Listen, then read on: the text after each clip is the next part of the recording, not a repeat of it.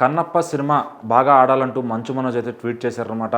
ఈ సినిమా కోసం మా నాన్నగారు మోహన్ బాబు గారి కోసం ఈ సినిమా బాగా ఆడాలి, ప్రభాస్ అన్న కోసం ఈ సినిమా బాగా ఆడాలి, మోహన్ లాల్ అంకుల్ కోసం ఈ సినిమా బాగా ఆడాలి, అలాగే విష్ణు పిల్లలైన ఆర్యానా వివియానా వాళ్ళ పిల్లలందరి కోసం ఈ సినిమా బాగా ఆడాలంటూ ఆయన అయితే ట్వీట్ చేశారనమాట. సో ఈ ట్వీట్తో మొత్తం సెన్సేషన్గా మారిపోయింది ఆ ట్వీట్. ఎందుకంటే అందరినీ ప్రస్తావిస్తూ మెయిన్గా హీరో అయిన విష్ణు గారిని మాత్రం ఆయన ఈ ట్వీట్లో ప్రస్తావించలేదు. సో దాంతో ఇక అందరూ కింద కామెంట్స్ అనమాట, విష్ణు అన్న ఏం చేశాడన్నా, విష్ణు అన్న ఎందుకు మెన్షన్ చేయలేదన్నా అని చెప్పి. సో వాళ్ళిద్దరి మధ్య వైరం నడుస్తున్న సంగతి తెలిసిందే. సో అంతకుముందు భైరవం సినిమా అప్పుడు కూడా ఒకరిపైన ఒకరు కౌంటర్లు వేసుకుంటూ ఇంటర్వ్యూల్లో కానీ అలాగా స్టేజ్ పైన కానీ సో మనోజ్ గారు ఒక కౌంటర్ వేస్తే విష్ణు గారు ఒక కౌంటర్ వేయడం, ఆ శివుడి పైన కూడా శివుడు నా పక్కన ఉన్నాడా నీ పక్కన ఉన్నాడా అని కౌంటర్లు వేసుకోవడం. సో వీళ్ళందరూ పంచాయతీ చూసి చాలామంది జనం అయితే విసిగిపోయారనమాట. సో ఎట్టకలకి భైరవం సినిమా అయితే బ్లాక్ బస్టర్గా హిట్ చేసుకుని మంచు మనోజ్ గారు సేఫ్ అయిపోయారు. సో మరి కన్నప్ప రోజైతే వచ్చింది. సో మరి ఆ సినిమాకి మాత్రం మిక్స్డ్ రివ్యూస్ నడుస్తున్నాయి. ప్రభాస్ గారి వల్ల కలెక్షన్స్ అయితే వస్తున్నాయి కానీ సో సినిమా కొంచెం అది ఇది లోటుపాట్లు ఉన్నాయని చెప్పి మాట్లాడుకుంటున్నారు. సో మంచు మనోజ్ గారు వేసిన ట్వీట్ మాత్రం చాలా కలకలం రేపిందని చెప్పాలి, సోషల్ మీడియాని షేక్ చేసిందని చెప్పాలి.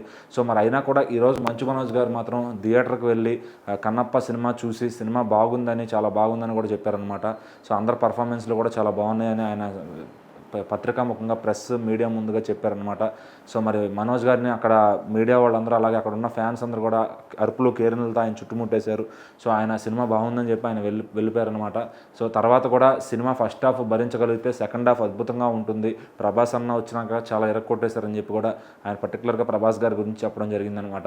సో దాంతో నిన్న మాట్లాడుకున్న వాళ్ళందరూ కూడా ఈరోజు మళ్ళీ సైలెంట్ అయిపోయారు. ఎందుకంటే సినిమాని మోస్ట్లీ ప్రభాస్ ఫ్యాన్సే నిలబెట్టుకున్నారనమాట కన్నప్ప సినిమాని. ఎందుకంటే దాదాపు సంవత్సరం క్రితం కల్కి సినిమా వచ్చింది అయింది, మళ్ళీ సంవత్సరంలో ఇంకో సినిమా పెట్టగలిగారంటే అది ప్రభాస్ గారి ఒక క్యాపబిలిటీ అని చెప్పొచ్చు.